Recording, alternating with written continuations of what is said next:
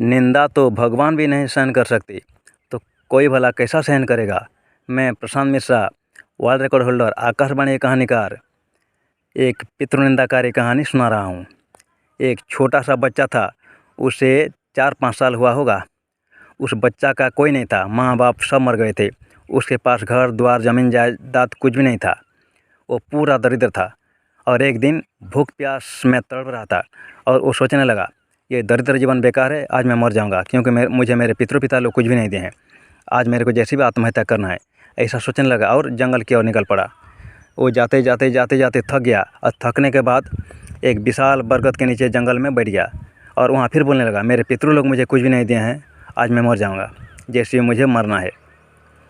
उसका सब बातें उस बरगद के ऊपर बैठा हुआ तोता सुन लिया और तोता तुरंत उस बच्चे के पास आ गया और उस बच्चे को बोला कि बेटा, ये आत्महत्या करना महापाप है, तो क्यों मरना चाहता है, ऐसा बोला। और उस तोता उसकी शरीर से एक ठो पंख निकाल के उस बच्चा को दे दिया और बोला, तो उत्तर दिशा की ओर जा, एक ठो महासमुंदर है, उस समुद्र के नीचे अंदर जाके स्नान कर लेना, समुद्र के पास में जाना और समुद्र में स्नान कर लेना, और तेरा काम होने के बाद मेरा ये जो पंख दे रहा हूँ, इस पंख को वहाँ पे छोड़ देना।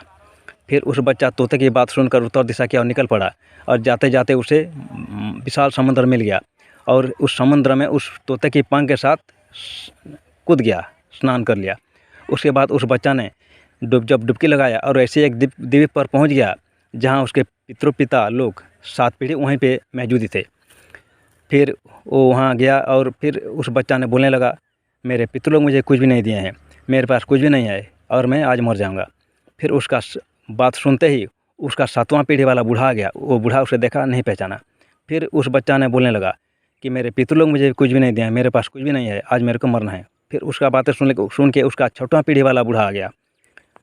फिर उस बच्चा वैसे बोलने लगा कि मेरे पास कुछ भी नहीं है, मेरे को जैसे भी आज मरना है, मैं दरिद्र हूँ। उसका बातें सुन के उसका 5वां पीढ़ी वाला बूढ़ा आ गया।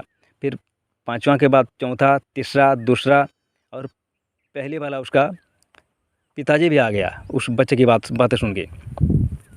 उसके 7 पीढ़ी के बूढ़ा आ गए।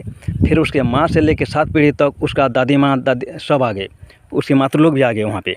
और उस बच्चे को फिर उसका पिताजी और उसका माँ उसके बेटे को देखते ही पहचान गए, वो दोनों पहचान गए। तो उन दोनों को देखकर उनकी और पीढ़ियों के लोग भी पहचान गए और उसे पूछने लगे कि बेटा, यहाँ तो क्यों आया है, कैसे आ गया।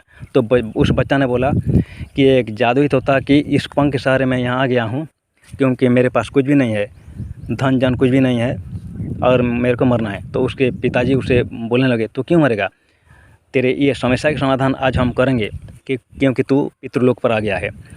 और उसका पिताजी उसके पास जो था, सोना था, रुपया था और जो कौड़ी पैसा था, उसको निकाल के दे दिया। फिर उस बच्चे की माँ ने भी वैसे की, सब कुछ गहना वहना निकाल के उसे दे दी।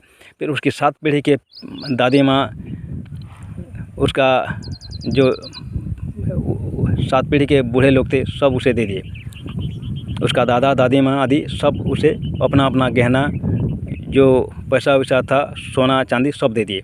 तो उस बच्चा ने उन्हें पूछने लगा कि तुम लोग ये कहाँ से लाए, मैं तो जीवित हूँ, मेरे पास कुछ भी नहीं है, तुम मरने के बाद ये कहाँ से लाए। तो उस पितृ लोग ने उसे बोले कि जब हम घर में मर गए और मरने के बाद हम जब शमशान आए, तो हमारे जो लोग रास्ते में पैसा फेंके थे, कौड़ी आदि फेंके थे, और जो हम पहने थे जलाने के बाद वो सब हमारे पास आ गया। फिर जो श्राद्ध करते हैं हमारे नाम में, श्राद्ध किए, कौवा कुत्ता को खिलाए, वो फिर वो सब हमारे पास आ गया है और हम ये सब रखे हैं और ये सब तुझे दे रहे हैं। तो मरने के बाद भूल जा और वो घर जाके आराम से आनंद से जीवन यापन कर।